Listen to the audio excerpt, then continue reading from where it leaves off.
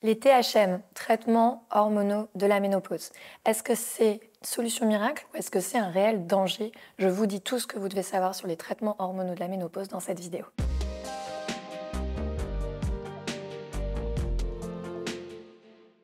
Je m'appelle Alexia Cornu, je suis coach depuis 2010, experte en physiologie de la femme et j'accompagne les femmes autour de différents sujets, remise en forme, nutrition et ménopause. Aujourd'hui, on va parler des traitements hormonaux de la ménopause puisqu'il y a énormément d'a priori sur ces traitements hormonaux et donc je vais essayer avec vous de démêler le vrai du faux et de savoir comment les utiliser, pour quelles raisons, est-ce qu'ils sont obligatoires ou pas.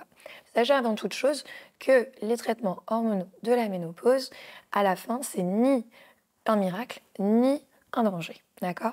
Il faut remettre de la demi-mesure. Il y a une étude qui avait été faite aux États-Unis sur énormément de femmes autour des traitements hormonaux de la ménopause et que cette étude avait fait énormément de bruit en disant que les traitements hormonaux déclenchaient des cancers et augmentaient les risques cardiovasculaires pour les femmes. Quand cette étude elle a été reprise et découpée en fonction des groupes de femmes qui avaient été suivies, on s'est rendu compte que, effectivement, pour des femmes qui étaient ménopausées depuis plus de 10 ans, le fait de commencer un traitement hormonal de la ménopause avait été négatif pour leur santé. Les effets étaient mauvais et effectivement avaient pu augmenter le risque de certaines maladies. À l'inverse, cette même étude démontrait que pour des femmes qui étaient en ménopause dans les premières années de la ménopause, les effets avaient été extrêmement positifs justement et avaient diminué les risques de maladies cardiovasculaires. Donc, tout ce que je vais vous partager dans cette vidéo ne remplace pas un avis médical et je viens vous apporter des informations complémentaires pour que vous puissiez être plus éclairés. Et ensuite, n'oubliez pas non plus que vous êtes les seuls à pouvoir faire le choix de ce que vous souhaitez ou non mettre dans votre corps.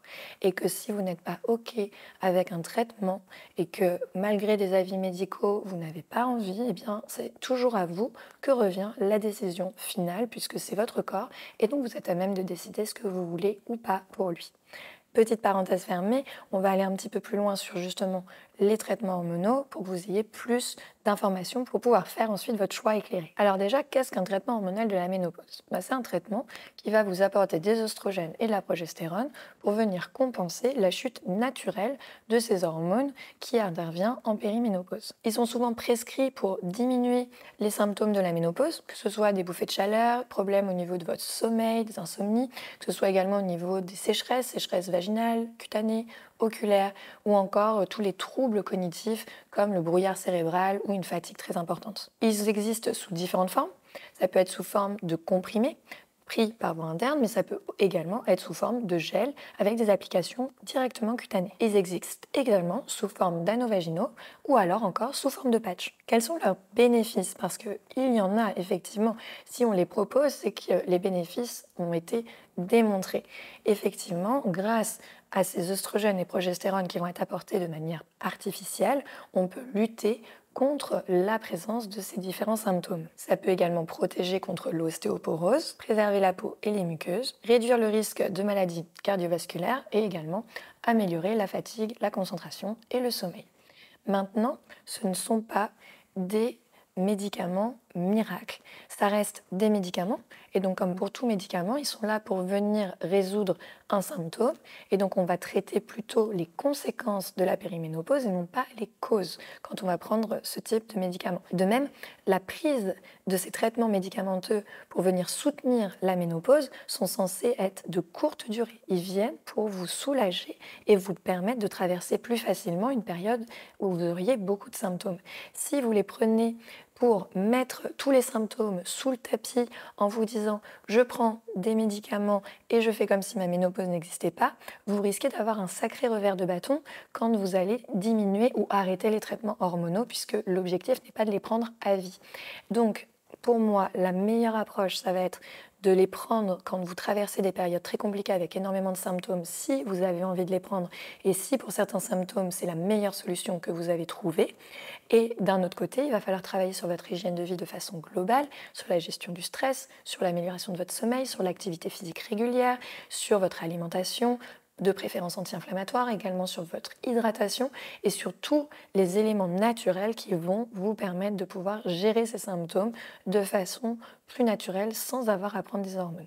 Maintenant, que vous preniez la décision d'en prendre ou de ne pas en prendre, ça vous appartient et il n'y a pas de bonne ou de mauvaise décision. À partir du moment où c'est la vôtre, ce sera une bonne décision et ne vous sentez pas jugé, peu importe la décision que vous décidez de prendre, c'est la bonne parce que c'est la vôtre. Évidemment, cette prise de médicaments sera faite avec une consultation médicale, en accord avec votre médecin, qui tiendra compte de vos antécédents familiaux et qui pourra lui-même être à même de définir si les traitements hormonaux sont ou pas dangereux par rapport au risque de cancer. Enfin, je vais vous partager aussi des alternatives qui sont naturelles, mais qui vont permettre de soutenir vos hormones sans que ce soit directement des hormones artificielles. Dans l'alimentation, vous avez par exemple les phytoestrogènes, donc le soja fermenté ou encore les pois chiches qui vont vous permettre de soutenir cette baisse d'œstrogène. Les graines de lin et le houblon sont également d'excellents apports en phytoestrogènes. Les plantes adaptogènes également, comme le maca par exemple, ou la sauge, peuvent soulager certains symptômes. Votre mode de vie, évidemment,